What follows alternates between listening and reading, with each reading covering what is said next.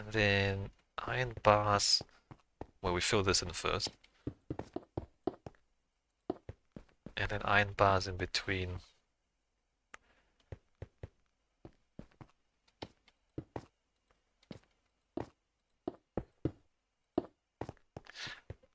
Whereas with aircraft carriers, once you find them, the aircraft are fast. And so there's no way a ship can outrun aircraft. So the aircraft could hit the ships whenever they wanted. As soon as they found them, the aircraft could hit them. Whereas with the battleships, you want to hit the other ships with your battleships, you had to get a lot closer, and the other ships were often faster than your battleship. So you just couldn't hit them. They just stayed away, and your battleship didn't do anything. So, yeah. But people didn't know this, right? Nobody knew this before the Second World War, before the Pacific War. Nobody really knew how bad battleships were in reality. Like, in principle, in theory, oh, it's a big ass ship with a big ass cannon. I mean, what could possibly go wrong? And it turns out it doesn't do anything.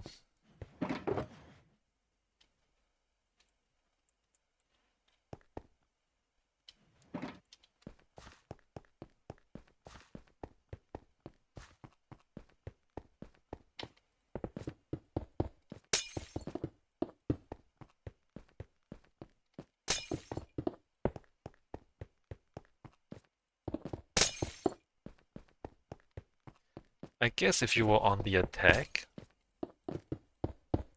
attacking a static target, like if you're bombarding an island, yes.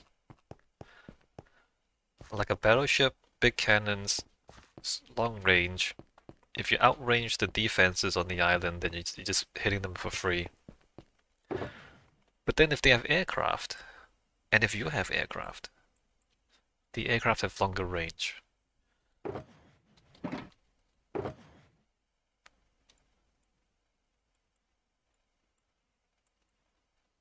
And the range is more important, it turns out. Range and flexibility. Let me just double check. I'm pretty sure we just put the bars in. Right, just put the bars in. Okay.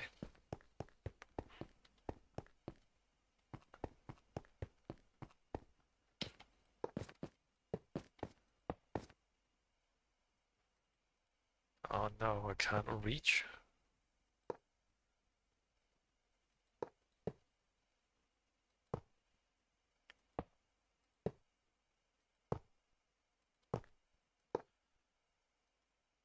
But that military aesthetic, the Second World War anti-aircraft guns, like a whole lot of turrets, like a structure covered in turrets. You see that in Japanese anime quite a bit. Japanese war anime. Whether it's like science fiction or historical fiction. So even though in reality it wasn't practical, it looks cool, right? So you watch cartoons and you see that aesthetic in the cartoons.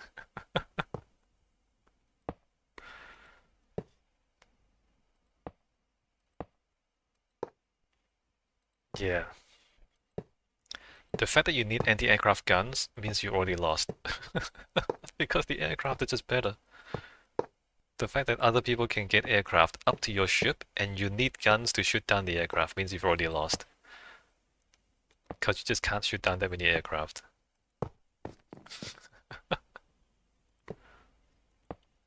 So the thing that looks cool, right? All the turrets facing in every direction and all that, actually that shows your weakness. That is a symptom of the vulnerability of the battleship against aircraft.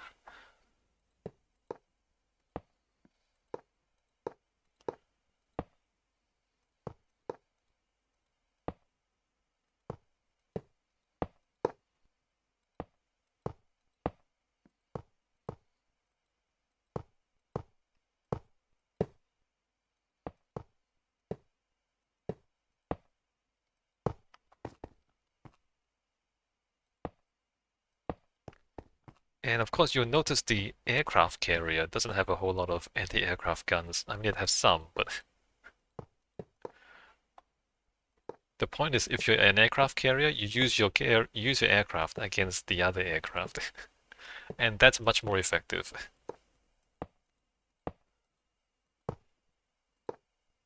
And the aircraft carrier is just a flat surface, basically. It's a flat surface of planes. It looks kind of dumb, right? Aircraft carriers. It's just a flat surface, and that's it. That's the whole ship. It's a flat piece of metal. It looks kind of stupid, but actually that's the most effective thing.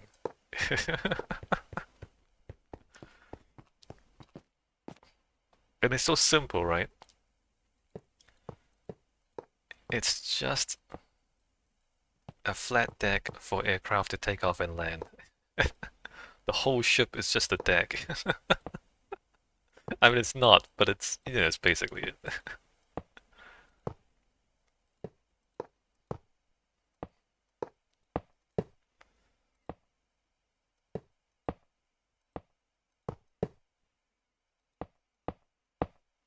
But imagine if you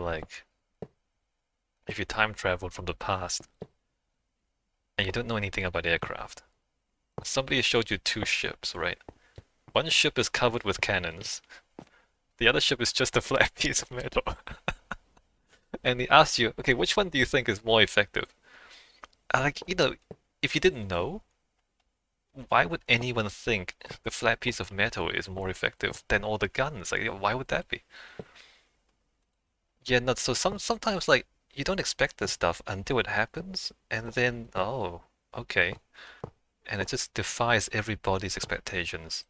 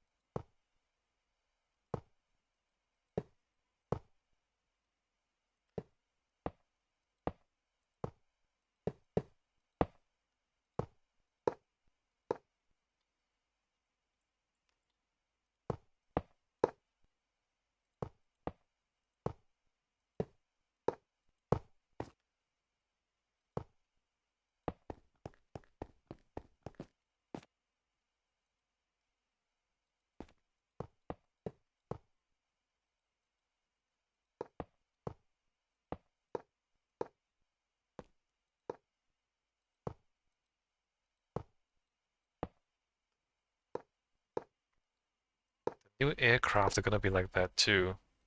Stealth fighters.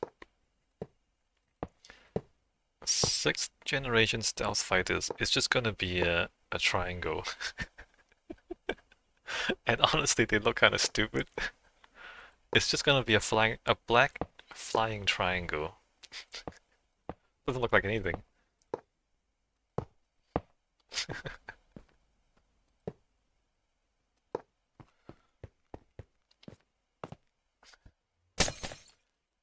Yeah.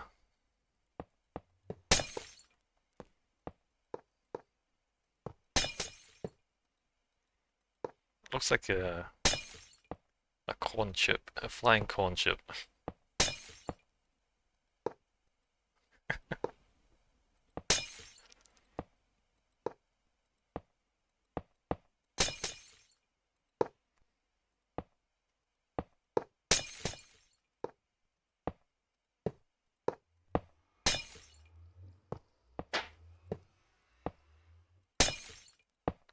I wonder if we're ever gonna get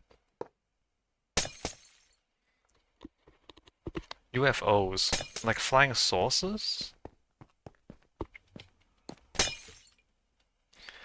So I don't believe in UFOs, right? But it kind of makes sense in some ways.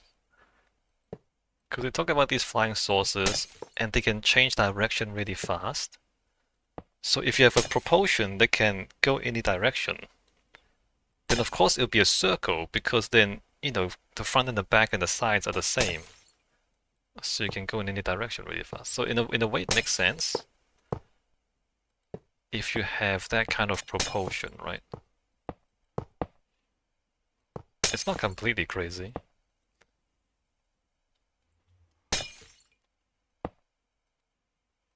It's not like a, you know, a cube or something like that. Like why would a cube? It's not aerodynamic.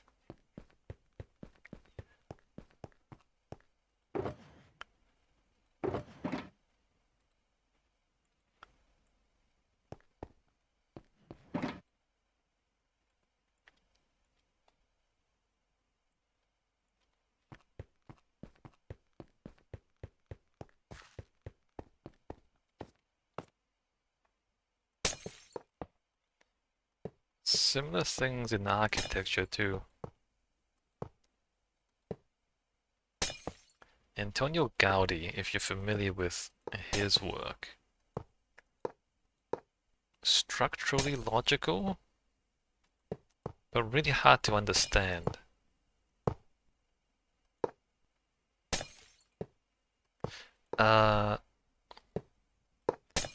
Calatrava? Santiago? Is it Santiago trying Calatrava? What's his first name? Trained as an engineer, but I became an architect, kind of.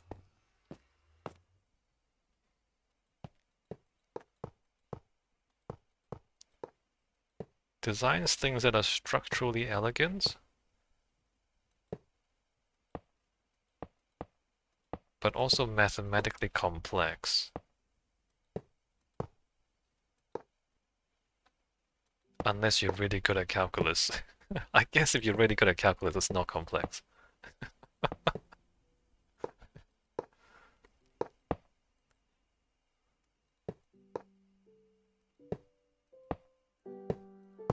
What I mean is, it's not complex, it's just the math is hard. Right? It's actually quite simple. Actually really simple if you can do the math. You just need to be good at calculus. Okay, so that's the ground, well not the ground floor, that's the bottom layer. Oh, we need bars up here, what am I doing? Oh, we're not done with the bars yet.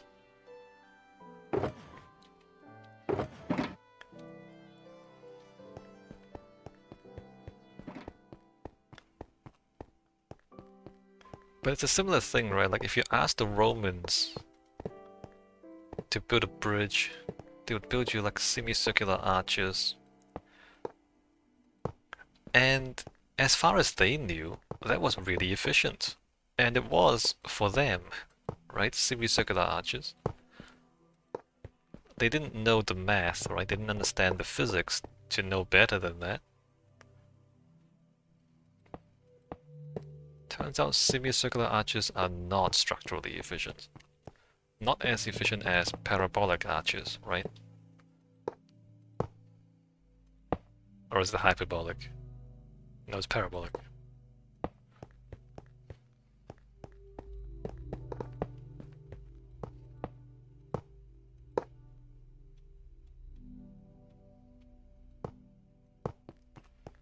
And you talk to like builders of Gothic cathedrals and you ask them, hey, like what's the most efficient arch? And they'll say, well, you know, actually the Gothic arch is more efficient than the Roman arch. Did you know that?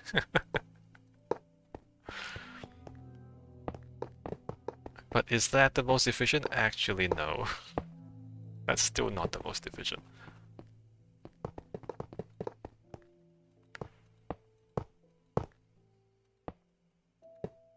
So everybody's limited by the technology they have available, the mass they have available.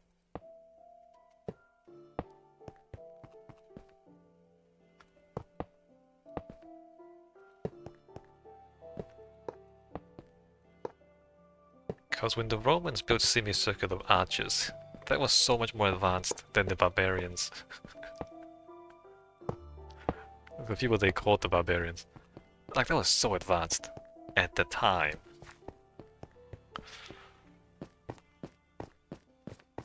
Like, Roman aqueducts.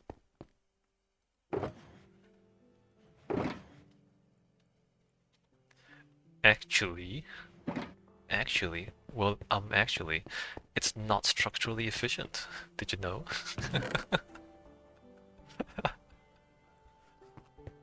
Alright, let's plant these mangroves back.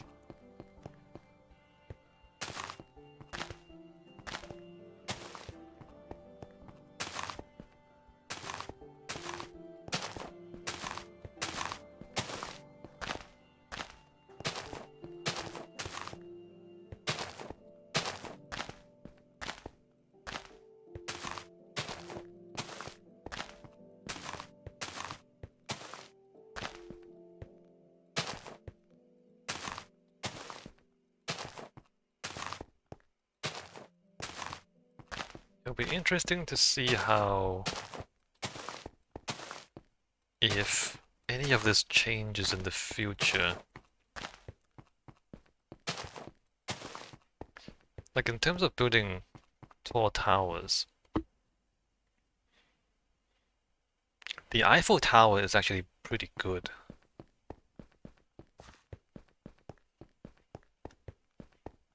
In terms of building tall towers. Like, if you want to try and build a really tall tower now,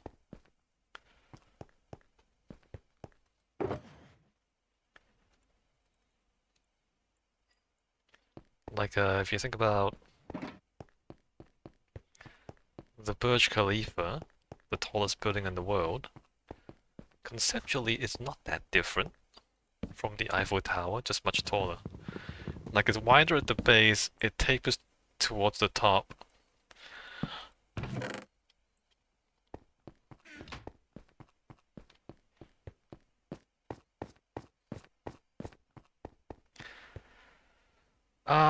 There's only one thing we need to do left. Well, I mean only one thing is, I think I need more dirt too. We need to convert this to big oaks, or thick oaks, like this. So 1, 2, 3 glowstone, 1, 2, 3. 1, 2, 3 glowstone, 1, 2. 1, 2, 3 glowstone, 1, 2, 3.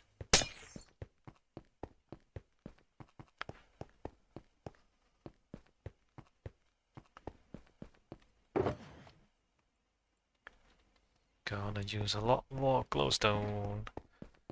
1, 2, 3 glowstone. 1, 2, 3 glowstone. 1, 2, 3 glowstone.